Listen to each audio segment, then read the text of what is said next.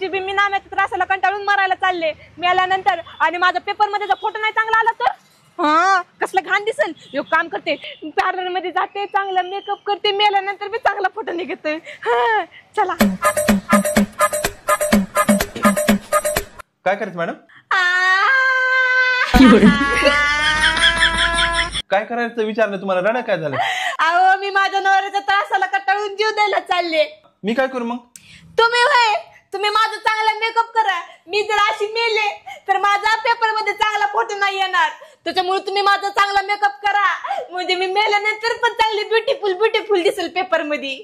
म्हणजे मी तुमचा चांगला मेकअप करून देतो, मी जातो जेलमध्ये तुम्ही जा स्वर्गामध्ये, म्हणजे दोघांचा खेळ खल्लास होतोय.